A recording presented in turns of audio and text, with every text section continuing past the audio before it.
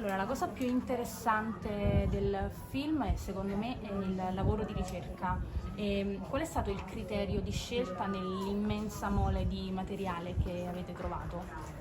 First of all, the question regarding the research was what is new, what I don't know yet, and meaning to go very deep into the footage, into the findings of, let's say, 50,000 photos. Of course, there were many of these photos never published. And where do we get a deeper insight into her character, into her biography, into a story of somebody who became a fascist when she was 30-something, but you can follow up the roots, why she became a fascist, the genesis of becoming a fascist. And you find many traces in her childhood regarding the violence of her father, regarding a very strict education. She was thrown into the water and then learned swimming, but she was drowning, in fact. So I don't want to discharge her, exonerate her, or even apologize her by looking, she had a hard fate. But I think the understanding, for me, it was so necessary to find a very intimate approach, to find an insight of a character who became the most effective propagandist of a Nazi regime. And the estate was a treasure box. Da un punto di vista personale e etico, com'è stato approcciarsi a una figura così all'apparenza palesemente negativa e trovare un senso, trovare una motivazione, non una scusa ma comunque una motivazione?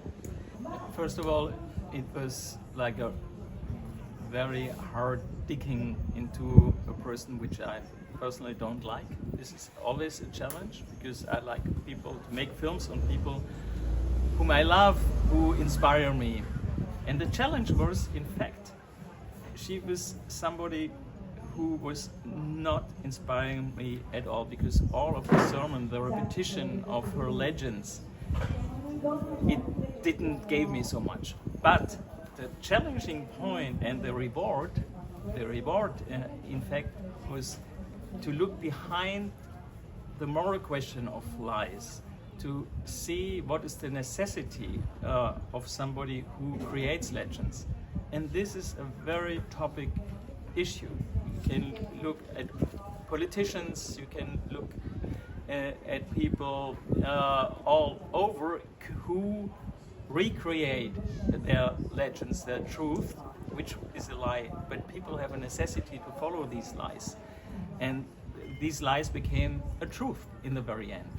And so Riefenstahl helps me to understand the pressure, the presence much better than anybody else. It's a magnifier of reality.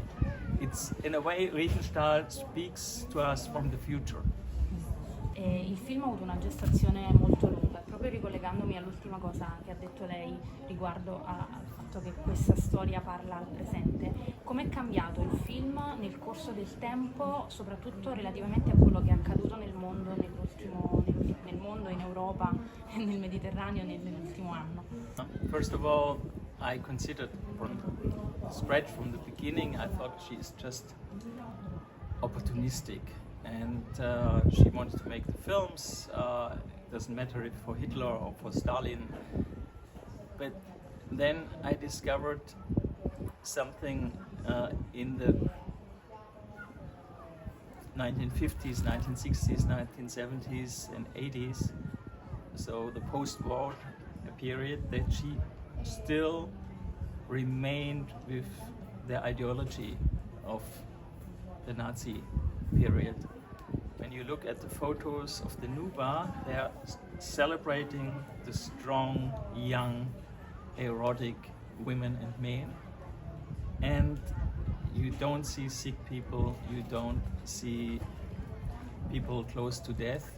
So the ideology of fascism was present. And she was convinced to celebrate these elements of the fascist aesthetic.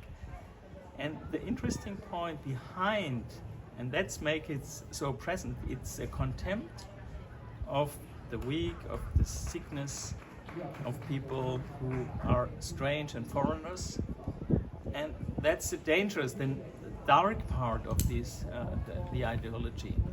And for me, Riefenstahl is in the continuity, in the permanence of the aesthetic, so dangerous, because when you look to Russia, when you look at the parades in Moscow, you have Putin, a low ankle shot, you have the soldiers willing to fight, and you have a Trump who says, listen, migrants are spoiling, are destroying the American blood.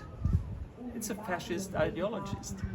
And so to see how present all these elements of Riefenstahl are today in the media, and nobody or many people are not questioning it anymore.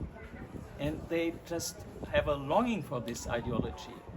And this is scaring for me. So Riefenstahl is a role model, or even a magnifier of the necessity of the longing for a fascist ideology. And it's more and more common all over. You are in the right place now. Yeah, film comes at the right moment.